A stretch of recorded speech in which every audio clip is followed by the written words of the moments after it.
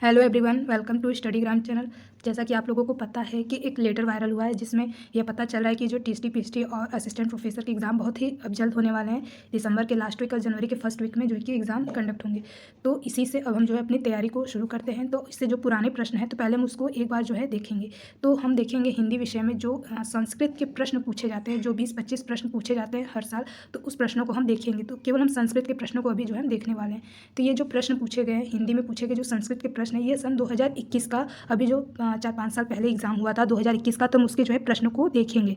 तो इसमें केवल संस्कृत के ही प्रश्न रखे हुए हैं। और ये जो संस्कृत के जो प्रश्न हैं हम पुस्तक के नाम भी बता सकते हैं। हिंदी संस्कृतम का जो पुस्तक है सर्वज्ञ भूषण द्वारा, तो उनके जो कुछ प्रश्न उसमें जो है ऑथेंटिक चीज़ें बताया गया है। तो उसी जो है पुस्तक से प्रश्नों को हम देखने वाले हैं। तो आइए समय को ज़्यादा लगाते हुए हम अपने प्रश्नों की श्रृंखला को देखते हैं। पहला प्रश्न देखते हैं कि वीड़ा पाड़ी में देखिए टीएसटी हिंदी में पूछे गए संस्कृत के प्रश्न है और ये 2021 में आपको दिख रहा है। पहला प्रश्न है कि वीड़ा पाड़ी में समास कौन सा है। तो इसमें वीड़ा पाड़ी में समास पूछ रहा है। तो आप सब जानते हैं कि जो वीड़ा पाड़ी है वो किसी तीसरे के बारे में बता रहा है, यानी किसी तीसरे अन्य के बारे में बात की जा रही है। तो यहाँ ऑप्शन भी दिया है कर्णधारे तत्पुरुष बहुब्रीहि द्विगु समास। तो इसका राइट आंसर देखते हैं कि इसका राइट ऑप्शन क्या हो सकता है। तो हम जानते हैं कि जो वीड़ा पाड़ी है, वीड़ा पाड़ी यस स, यानी जिसके हाथ में वीड़ा होती है। तो किसके हाथ में वीड़ा है, तो आप सभी जानते हैं इसका सही आंसर जो है ऑप्शन सी वाला होगा, यानी कि बहुब्रीहि समास। अगला प्रश्न देखते हैं कि गुरुवे शब्द में सही जो है संधि विच्छेद बताना, किसका सही संधि विच्छेद क्या होगा। तो इसका सही ऑप्शन जो है दूसरा का जो है डी वाला होगा, गुरु जमा ए होगा। गुरु जमा ए ऑप्शन डी वाला होगा, गुरु जमा ए। आगे देखते हैं तीसरा प्रश्न है कि जिस समस्त पद में पूर्व या उत्तर पद के बजाय किसी अन्य पद या अर्थ की प्रधानता होती है तो उसे हम क्या कहते हैं, बहुब्रीहि तत्पुरुष अव्ययीभाव द्वंद्व समास। तो इसका राइट ऑप्शन जो होगा वह बहुब्रीहि समास होगा, तीसरा का ए वाला। अगला प्रश्न देखते हैं। चौथा प्रश्न है कि गणनावाचक शब्द अयुतम किसके लिए प्रयोग किया जाता है। तो अयुतम 10 लाख के लिए, 1 लाख के लिए, 5,000 के लिए या फिर 10,000 के लिए। तो इसका जो राइट ऑप्शन है चौथे का वह डी वाला होगा, यानी कि अयुतम मतलब होता है 10,000। अगला प्रश्न देखते हैं पांचवा प्रश्न कि युष्मद् शब्द के चतुर्थी विभक्ति का एक वचन क्या रूप होगा। तो युष्मद् शब्द का पूछा, यानी त्वम युवाम युवम से जो शब्द रूप चलते हैं तो इसका पूछा। तो इस पांचवा का जो सही आंसर होगा वह बी वाला होगा, यानी कि तुभ्यम तथा ते होगा। इसका राइट ऑप्शन जो होगा बी। युष्मत शब्द का जो चतुर्थी विभक्ति एक वचन पूछा जाए तो तुभ्यम या ते भी कह सकते हैं। अगला प्रश्न देखते हैं कि द्रक्ष्यति शब्द जो होता है दृश्य धातु यानी देखने के लिए प्रयोग किया जाता है। इसमें पूछा कि लकार वचन और पुरुष कौन सा, यानी द्रक्ष्यति। तो इसका राइट ऑप्शन देखते हैं 6 का। तो 6 का जो राइट ऑप्शन है वो डी वाला होगा, यानी कि लिट लकार प्रथम पुरुष एक वचन होगा। लिट लकार यानी जो भविष्य काल के लिए प्रयोग किया जाता है, लिट लकार प्रथम पुरुष एक वचन। तो ऑप्शन डी वाला सही होगा। अगला प्रश्न देखते हैं कौन सा प्रश्न है, सातवां प्रश्न है कि न धर्मवृद्धेषु वय समीक्षते यह युक्ति किस कवि की है। इसका राइट ऑप्शन देखते हैं सातवां का ए वाला, यह कालिदास द्वारा जो है यह युक्ति बोला गया है।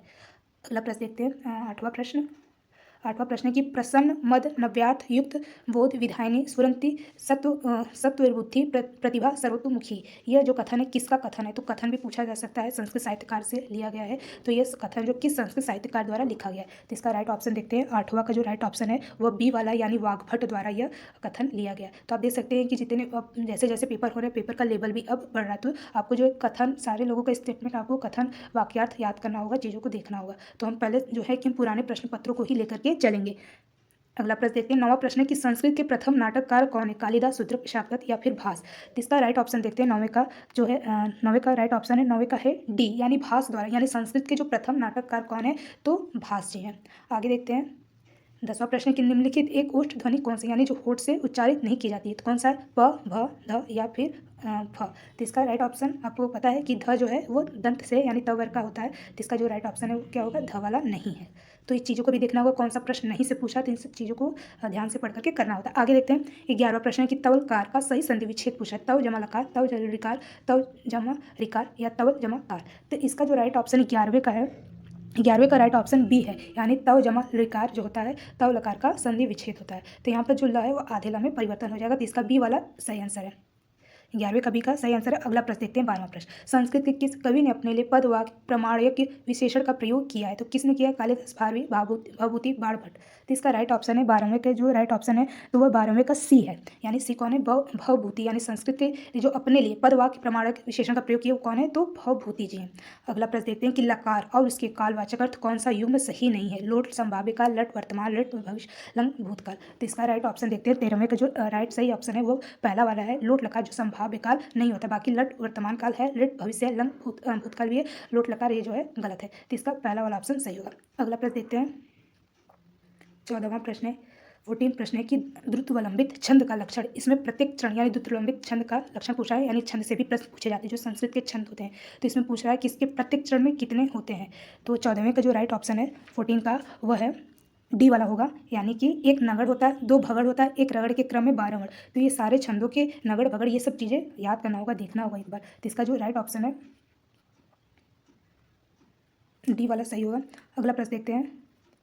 अगला प्रश्न है कि पितृ शब्द के सप्तमी विभक्ति का तीनों वचन के रूप बताना है। तो इसका जो राइट ऑप्शन है वो कौन सा होगा, 15 का जो है वो होगा, 15 का इसमें है बी वाला होगा, यानी 15 का बी क्या होगा, तो होगा इसका पितृ, पित्रो, पितृसु, यानी सप्तमी के 3 वचन, एक वचन, द्विवचन, बहुवचन। तो एक वचन क्या होगा पितृ, द्विवचन होगा पित्रो और बहुवचन होगा पितृसु। आगे देखते हैं। 16वां प्रश्न है। 16वां प्रश्न है कि नदी कोश भर टेढ़ी, इसका संस्कृत अनुवाद भी प्रश्न पूछा जाता है, हिंदी का संस्कृत अनुवाद दिया जाता है तो उसका भी जो है ट्रांसलेटर पूछा जाता है। तो इसका राइट ऑप्शन देखते हैं कि नदी कोश भर टेढ़ी है, तो इसका सही ऑप्शन क्या है, तो 16वें का सही ऑप्शन है सी, यानी नदी क्रोशम कुटिला। इसका सही ऑप्शन है सी, आयोग ने यही सही उत्तर माना है। अगला प्रश्न देखते हैं कि आचार्य भरत मुनि ने नाटक में अभिनय को किस वेद से लिया गया है। तो इसका राइट ऑप्शन देखते हैं। 17वां का जो सही ऑप्शन है वो सी वाला, यानी यजुर्वेद से लिया गया है। आचार्य भरत मुनि ने नाटक को अभिनय किस वेद से लिया है, तो यजुर्वेद से, ना कि ऋग्वेद से। अगला प्रश्न देखते हैं। नम शब्द के युग में विभक्ति होता है, यानी नम का जो शब्द रूप है उसके युग में क्या विभक्ति लगता है। तो 18वें का सही ऑप्शन है डी है, यानी नमक के शब्द युग में चतुर्थी विभक्ति लगता है।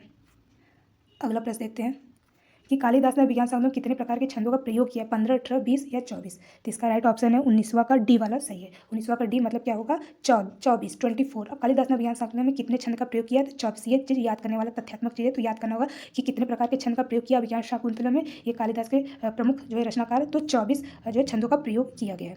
अगला प्रश्न देखते हैं कि टीकाकार मल्लिनाथ ने कालिदास कुमार संभवम की कितने स्वर पर संजीवनी टीका लिखा है। तो प्रश्न को ध्यान से पढ़ना होगा। तो इसका जो 20वां का राइट ऑप्शन है 20 का, तो वह है सी ऑप्शन सही है, यानी सी मतलब 8वां इसमें सही आंसर। यानी टीकाकार मल्लिनाथ ने कालिदास के कुल कुमार संभव में कितने सर्गों पर संजीवनी का टीका लिखा है, तो 8 सर्गों पर जो है संजीवनी टीका लिखा है कुमार संभव में।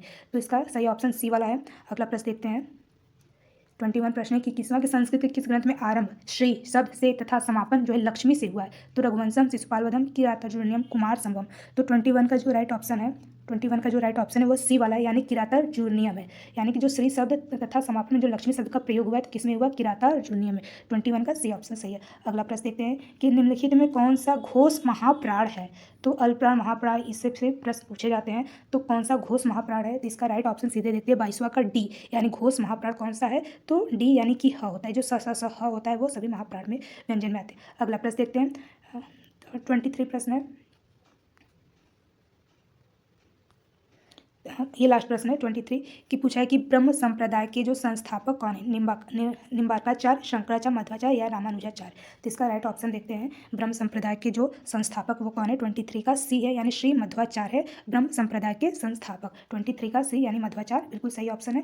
तो चलिए अभी के लिए आज इतना ही। हमने आज जो 2021 में कुल जितने भी प्रश्न संस्कृत से पूछे गए थे तो कुल 23 प्रश्नों को देखा है, और भी जो है पुराने प्रश्न पत्र को लेकर के आएंगे जो संस्कृत से ही पूछे गए होंगे। तो चलिए अभी के लिए इतना ही, और भी ऐसे श्रृंखला को हम देखेंगे नेक्स्ट वीडियो में। तब तक के लिए जय हिंद।